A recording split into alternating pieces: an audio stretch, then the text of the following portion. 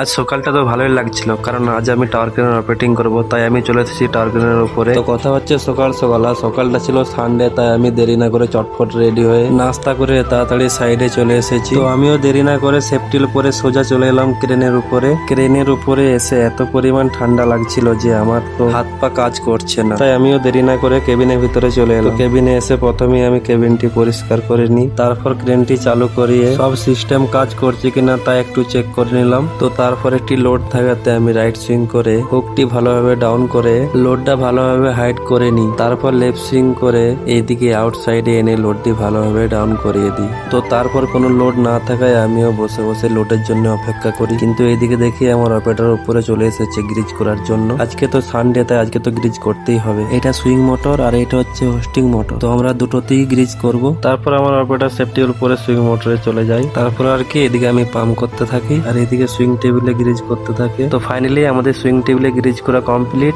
তো সুইং টেবিলে গ্রিজ করার পর আমার অপারেটর উঠে আসে উপরে। তারপর হোস্টিং মোটর একটু গ্রিজ করার পর ফাইনালি আমাদের পুরোপুরি কমপ্লিট হয়ে যায় গ্রিজ করা। তো আর একটা লোড না থাকাতে আমিও ক্রেনটি পার্কিং এ লাগিয়ে নিচে যাওয়ার জন্য সেফটি করে ফাইনালি আমি নিচে চলে আসি। তো ভিডিওটি ভালো লাগলে like, comment, share, subscribe, follow করো। আজকের ব্লগটা এখানেই শেষ করলাম।